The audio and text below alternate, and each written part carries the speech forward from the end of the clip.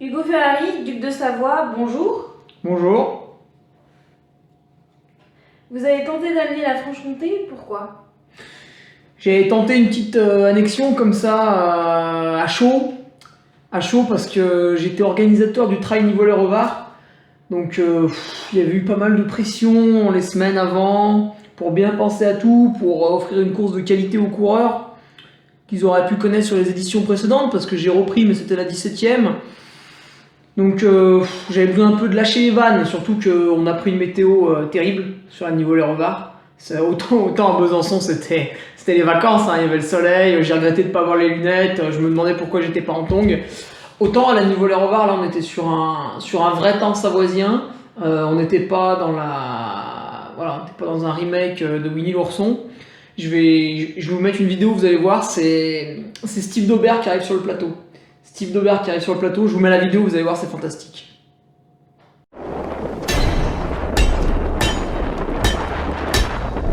Tu sais qui tu es, de quoi tu es fait. Tu as la guerre dans le sang. Tu n'y peux rien. Tu n'as pas tué pour ton pays. Tu as tué pour toi. Dieu n'effacera jamais cela.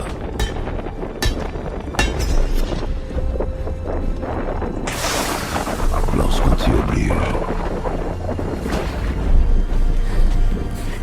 Tuer est aussi facile que respirer.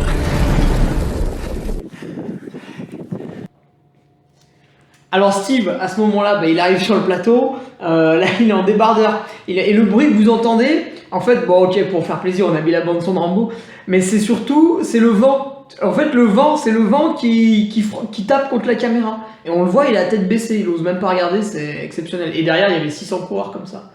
Donc pour balancer 600 coureurs avec un tel vent, une telle température et disons bien 20 cm de poudreuse, il a fallu passer plusieurs coups de toki aux bénévoles pour qu'ils remettent bien de la rubalise quand même un peu partout. Et voilà, pour les ravitaux, il a fallu rapatrier un peu dans les gymnases, il a fallu... Bon, voilà. Donc j'avais besoin de me lâcher, j'avais besoin de me vider. Je bossais le samedi, mais pas le dimanche. Du coup, j'ai coché il me fallait une course. Et quoi de mieux pour se détendre que d'aller visiter les terres byzantines, quoi. Et donc, parle-nous un peu de la course en elle-même. Bah, il y a eu un petit raté 3-4 jours avant. Je sors d'une séance VMA en forme. Donc là, on était sur du selfie avec un pouce levé, la langue tirée, tu vois, comme ça, là, des hashtags no pain no gain, tu vois, Non, je déconne, bien sûr, rien de tout ça, mais... Je sortais d'une séance de VMA un peu en forme, j'étais content, et je planifie mon week-end. Alors, pour une raison voilà, je n'avais pas pu planifier. D'habitude, je prépare mes animations le lundi, et là, je l'ai fait le mercredi, un peu en retard, c'est vrai, il faut le dire. Et je vois bêtement sur l'affiche de l'organisateur 19h. Je me dis, putain, mais qu'est-ce que c'est que ça, 19h? J'appelle et tout, et il me dit, ouais, le départ est à 19h. Je fais, ah ouais, ah merde. Ah, je pensais que c'était à 9h. Il me dit, non, 19h. Je dis, bon, d'accord, aucun problème. Aucun problème, sauf que la manifestation se termine à 22h30, et moi j'ai le trail de Besançon le lendemain. Donc 22h30, Haute-Savoie, Besançon, 3 heures de route. Je suis arrivé, c'était 1h30 du matin. Donc là, j'étais par contre dans un confort absolu, puisque j'avais un ami, David Justo, organisateur de Samoin, qui a pu m'héberger. Donc autant te dire que la course, quand elle a démarré, à 7h30, ils sont sans pitié là-bas, c'est vraiment des potes rominets, tôt. J'étais autant échauffé que Bilal, quand il est allé à l'Eurovision. Voilà, c'était pathétique, j'avais fait un échauffement à tout péter, il y avait eu 10 minutes de marche footing, enfin vraiment là on était sur un niveau proche du néant. Donc le départ a été assez mal vécu. J'arrive dans la première bosse, et en fait il y avait 20 mecs autour de moi. Ce qui quand même est globalement assez rare. Même au Templier en général c'est assez détente. Donc là je me suis dit bon, ça va être un peu long. En plus ils ont été méchants. Première heure, 14,5 de moyenne, autant dire tu vois, 10 km, une arbre anti-Hugo au début, avec passage en ville, passage bord de l'eau, sur un plat, c'était vraiment dur. Et puis après, bon, bah, il y a eu des montées, alors ils appelaient ça des montées, c'est vrai qu'on a à peine le temps de sentir un peu l'effort, qu'on est déjà arrivé au sommet, puisqu'on était sur quoi, 250 mètres de dénivelé maximum. Donc c'était, tu vois, tu te lances, tu y vas et tout, puis d'un coup tu fais ah ouais, je commence à bien percevoir l'effort, eh ben non, t'es arrivé au sommet. Donc la tristesse absolue, et là qu'est-ce qui se passe? Relance sur le plat et descente. Alors dans la plupart des cas ça allait, néanmoins c'est vrai qu'ils sont assez vicieux, assez fourbes. En fait, vu que le paysage autour de Besançon se prête plus à glandouiller, dès qu'ils peuvent te mettre un petit radar qui n'a ni queue ni tête mais qui plonge tout droit dans les cailloux, ils n'hésitent pas. Donc il y en a 5-6 quand même qui sont un peu velus là en descente. Et bah là on va pas mentir, globalement je suis nul à ça. Voilà. Et puis après il y a eu la phase comme j'ai pu l'observer au Ventoux, de l'ennui. Ce qui fait que je maîtrise très peu ce format de 40 bornes qui est beaucoup trop rapide pour moi, auquel je ne m'entraîne absolument pas. Mais j'y vais quand même joyeusement et la fleur au fusil pour la beauté du geste. Mais il y a eu ce passage d'ennui au bout d'1h30, voilà, au bout d'1h30, tu vois, t'es lâché par la tête, derrière, c'est un peu loin, t'es top 10, tu montes une énième bosse dans la forêt qui va globalement culminer à 400 mètres d'altitude, tu traverses une ville. Il y a eu ce petit passage d'ennui jusqu'aux 3 heures, où là en fait j'ai commencé à rattraper des mecs un peu fatigués. Donc on était sur Aurélien Patoz, le vainqueur des 2 dernières éditions. Bon là il faut l'avouer, il n'avait pas pu s'entraîner comme il voulait à cause d'un nouveau job, enfin j'ai pas trop compris, mais bref c'est vrai qu'il l'avouait de lui-même, il était juste. Et c'est là qu'on peut retrouver l'honneur du mec du coin, l'honneur du mec d'ici. Il a gagné les 2 précédentes éditions, il sait qu'il est juste physiquement, mais il part quand même avec la tête. Il part quand même avec la tête de course. Il se dit non, je suis chez moi, j'assume. Ouais, je suis pas entraîné, mais je m'en fous, j'y vais. Voilà, je tente. Et bon, bah après, sur plus de 4 heures, enfin sur 4 heures d'effort, voilà, il y a eu le rappel à l'ordre au bout de 3 heures. Donc là, j'ai doublé. Il était un peu choqué de mon 80 km. Voilà, une phrase mi-énervée, mi-étonnée lui a échappé, j'ai senti. Ah, t'as pas mal aux jambes après ton 80, ça m'a surpris. Je me suis dit, putain, de quoi il me parle? Quel 80 bornes? Et je me suis souvenu, oui, en effet, 2 semaines avant, j'avais eu ce 80 km. Mais moi, j'avais oublié, moi, 2 semaines, il y a trop de trucs qui se passent en 2 semaines, on peut pas se souvenir de tout, quoi.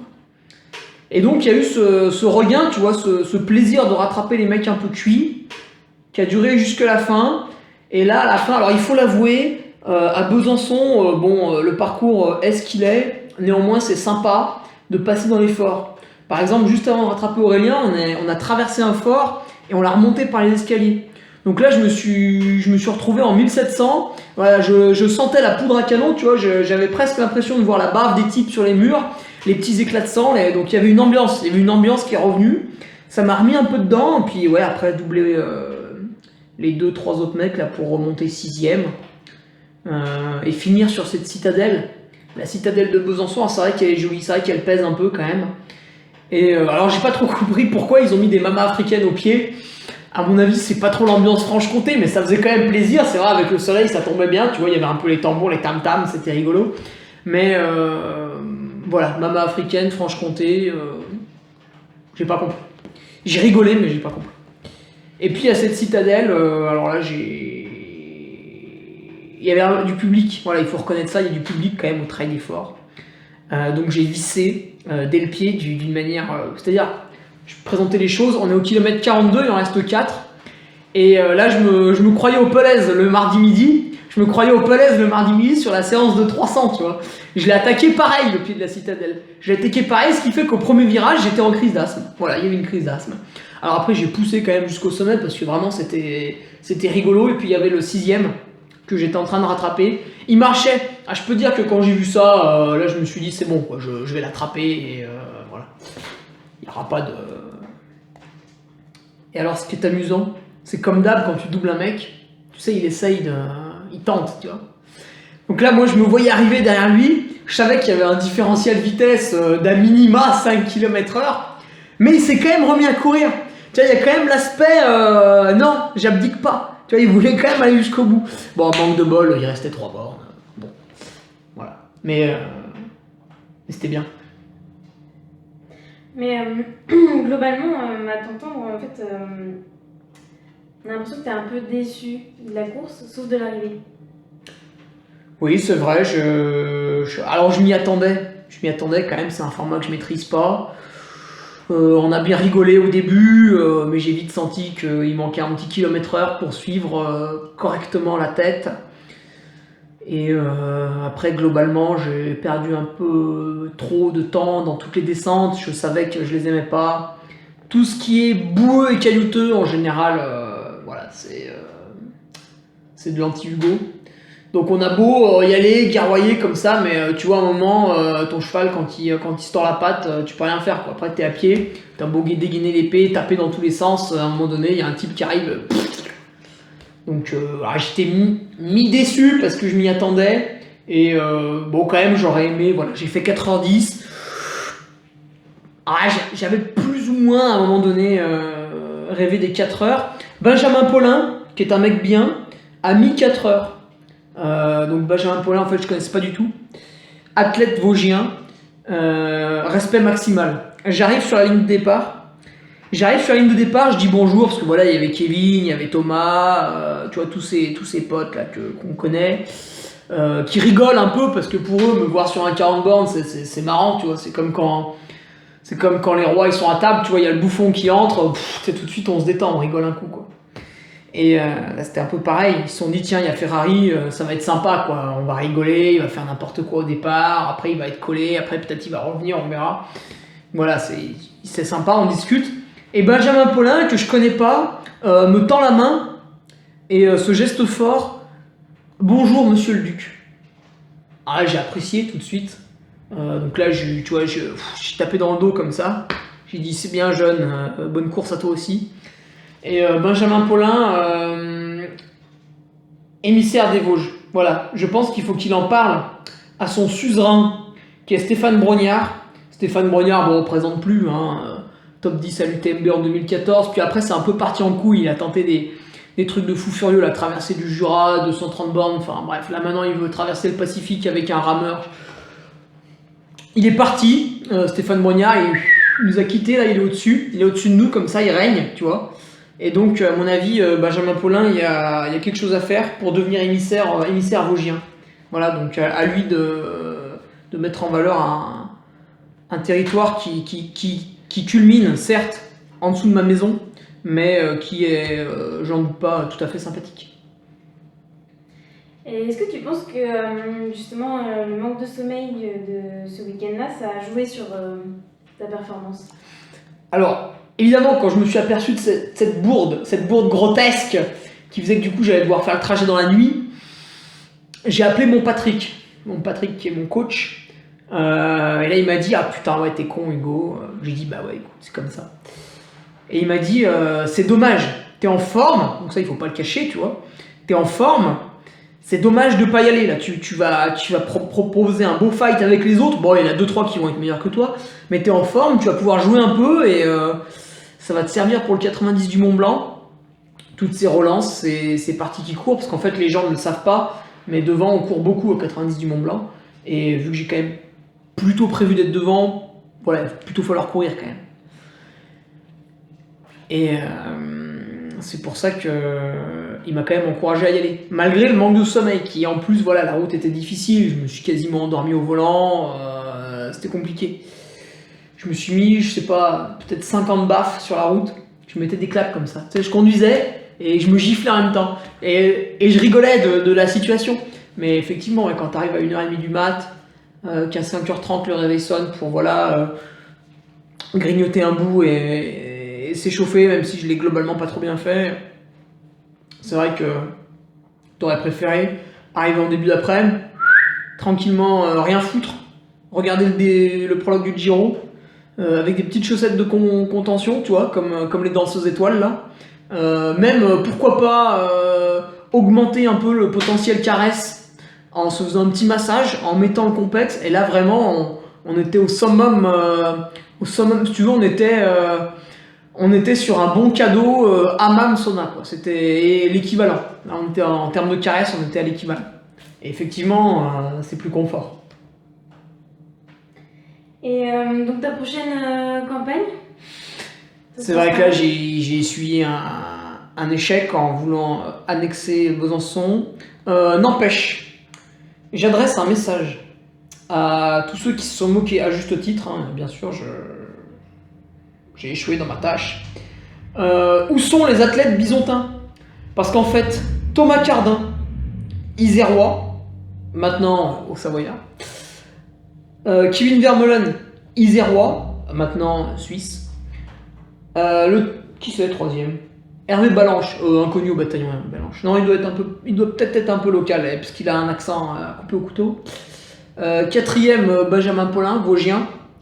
Cinquième, Clément Christen, Vosgien. Sixième, le Duc. Où sont les athlètes bisontins? Tu vois, parce qu'en fait, j'ai l'impression qu'à Besançon, tout le monde leur est passé dessus, tu vois. Toutes les peuplades autour sont venues là, se sont réunies, et puis en fait ils se sont dit tiens on va combattre un peu l'autochtone, et puis en fait l'autochtone si tu veux il a fait 5 minutes quoi. On aurait dit la charge des Dothraki dans l'épisode 3 de Game of Thrones. S'ils sont partis avec leurs épées comme ça, blah, et 30 secondes après il n'y a plus personne. C'était fini quoi. Donc ouais j'ai pas gagné mais eux non plus. Et donc prochaine campagne, du coup je suis vexé quand même. Je suis vexé. Hop, je retourne dans mon pays, qui est la Savoie. Je me barricade. Voilà, donc toutes les frontières là, autour de Chambéry, Annecy, tac, les barricades sont debout. Et moi, je suis vraiment dans le fief savoisien. Je vais m'extirper, je vais être à Chamonix. Voilà, plus personne m'emmerde. Chamonix, qu'est-ce qui se passe? Fin juin, le 90 du Mont Blanc. Le 90 du Mont Blanc, donc je le disais, c'est 90 km. Déjà là, on est sur une distance qui me sied un petit peu plus. Voilà, on y passe globalement un peu la journée, c'est sympa. Et 6000 de dénive. Donc là, tout ce qui est petite cuisse, tarlou standard, adepte de la vitesse, là tu vois, ça va défourailler sec, quoi. À la limite, ça va pouvoir s'accrocher jusqu'à mi-course. Et une fois qu'on aura fait 3000 de D-, là, ils vont commencer à se détendre un peu. Et puis, ne restera que ceux qui auront honoré Bornus dans des navettes à ne plus savoir quoi en faire, quoi. Donc voilà, je serai dans mon fief avec des armes lourdes, des armes très très lourdes. J'aurai une assistance du feu de Dieu qui sera présente à chaque ravito. Mon assistance va se taper 3000 mètres de dénivelé à pied pour être présent à chaque ravito, pour m'abreuver, et ça va filer. Si je m'arrête 45 secondes à un ravito, c'est que j'aurais pris mon temps. Voilà, donc attention, je me barricade à Chamonix et je suis prêt à vous recevoir.